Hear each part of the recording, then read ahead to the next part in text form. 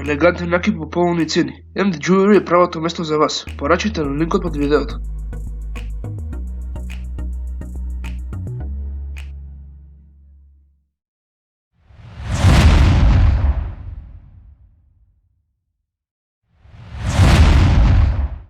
Здраво сви, добровате во денешната епизода на Newscat. Денес ќе обработуваме едно од најпознатите неразјаснети убиства во САД. Убиството на Елизабет Шорт или позната како Црната Далија. Веројатно ова убиство е многу чудно за разлика од другите убиства што ги обработувавме, мислам дека може да почнеме веднаш. На 15 јануари 1947 година, телото на 22 годишната Елизабет Шорт беше откриено од Пети Берсинџер на блокот на авенијата 3800 Нортон во Лос Анџелес, Калифорнија, дека била нутринска прошетка. Телото на Елизабет беше исечено напола и исцедено од крв, што го направи телото толку бледо што Берсинџер првично мислеше дека станува збор за пластичен модел на човек. Телото беше исечено со хируршка прецизност, без травма на внатрешните органи или коски. Како што се знае, нејзината уста беше пресечена од двете страни се до ушите, формирајќи насмевка. Бидејќи на земјата немало крв, полицијата теоретизирала дека телото било фрлено таму, откако таа била убиена на друго место. Значи ова е едно од последните работи што би ги замислил кога би одил на утринска прошетка. Со други зборови, оваа несретна Пети Берсинџер, дека била утринска прошетка, како во една ливада нашва како тело, ама мислела дека е некое пластично тело во форма на човек, од што било толку бледо. Кога таа поблиску се доближила до тоа што првично мислела дека е пластика, таа видела дека сепак тоа е човечко мртво тело. И можеме да продолжиме. Пред да пристигне во Лос Анџелес, Елизабет поминува време со човек по име Роберт Менли во Сан Диего. Менли ја возел во Лос Анџелес и помогна да се пријави во хотелот Билтмор. Сепак, некој наведува дека како Менли го напушти хотелот Билтмор, Елизабет се упатила кон барот Кран Грил, сега познат како Клуб Галакси, каде што била нејзината последна позната локација. Иако има многу различни гласини за тоа зошто медиумите го дадоа прекорот Црната Далија, официјалната веб страна на FBI ја наведува нејзината цитирам наклонетост кон прозирна црна облека и филмот Црната Далија, кој што беше популарен во тоа време како потенцијална причина.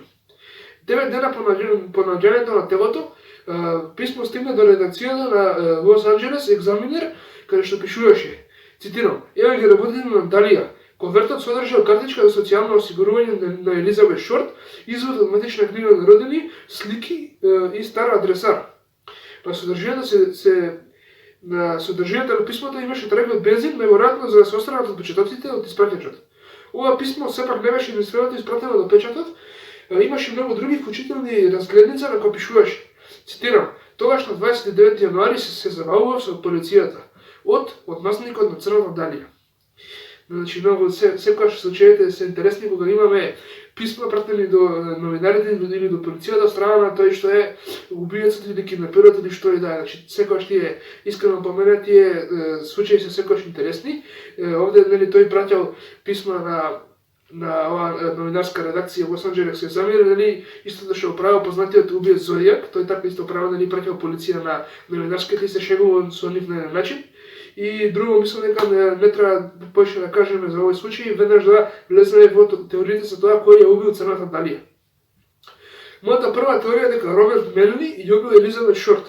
Менли прилично беше осомничен поради неговата близина со Елизабет, тој беше последниот човек што ја виде жива.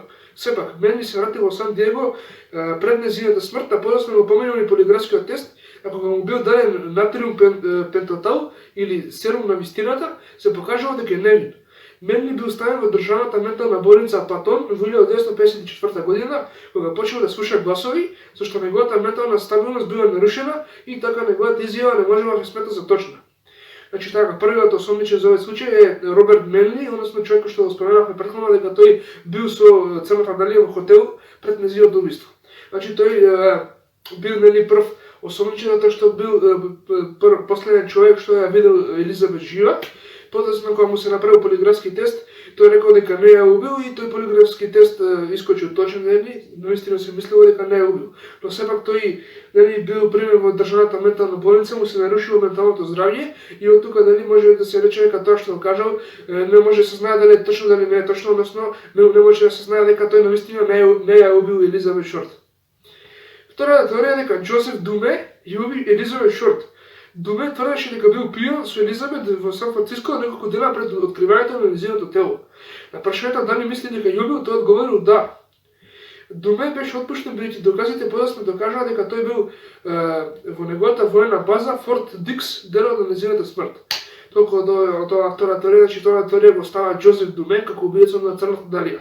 Значи нема многу докази за оваа теорија, мислам дека овој Џозеф Думе не ја убил Елизабет Шут, а ова го потврдува фактот дека тој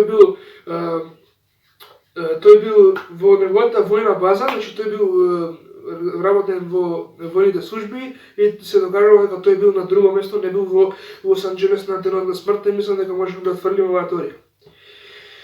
Третата, последна и најубедлива теорија е дека убиецот на црната Далија бил доктор Џорџ Ходел. Оваа теорија ја популаризирал со извинувам неговиот собствен син Стив Ходел, кој иако имал 5 години во времето на убиството, подоцна станал детектив на LAPD и го истражувал случајот. Ходел бил познат како таинствена и навредлива личност, бидејќи бил обвинет од неговата ќерка дека сексуално ја нападнал и очигледно имал тајна соба во куќата каде што неговите деца не смеле да одат. Ова би се поклопило со психолошкиот профил на убиецот. Ходел студирал хирургија во медицинското училиште и ја водел клиниката за венерични болести во округот во Лос Анџелес, што би придонело за хируршката прецизност на исечоците на телото на Елизабет. Значи, во ваков случај кога имаме толку доказ дека само тие исечоци што биле на телото би можеле да бидат само доктор, имаме доктор во тие теории, мислам дека мораме оваа теорија да ја обрнеме на најголемо внимание и дека овој осомничен ќе биде главен осомничен во овој случај. Значи, оваа теорија го става доктор Џорџ Ходел како убиецот на црната Далија, како што кажа тој бил доктор и имал хируршко знаење на телото на Далија и затоа од тука беше кажано дека тие исечоци на телото на Далија биле со хируршка прецизност, а и доктор Џорџ Ходел бил доктор така да ги знал, ја знал својата работа. Можеме да продолжиме. Фотографии на жена за кои се мислеше дека Елизабет беа пронајдени во фотоалбумите на Ходел, форензичарите не се согласуваа за тоа колку тие изгледаат слично, а тестовите на крајот беа неубедливи. Кога полицијата поставила апарати за слушање во неговиот дом, Џо се слушал како вели, цитирам: "Претпоставувам дека љубив црната Далија. Не може да го докажа тоа сега. Не може повеќе да разговарам со мојата секретарка бидејќи таа е мртва. Ова е најдоброто затешкување што го видов помеѓу агенциите за спроведување на законот и би сакал да добиам врска со кружниот обвинител." какви ставови изнева, значи, ова нешто неверојатно, тој е со реченици, ова може да се смета за признание, не знам зашто, не знам зашто не го привилеа додека сме кај LAPD, мислам дека не знам што да кажам повеќе за нивната несериозност во вакви случаи и нивната корумпираност, можам да кажам.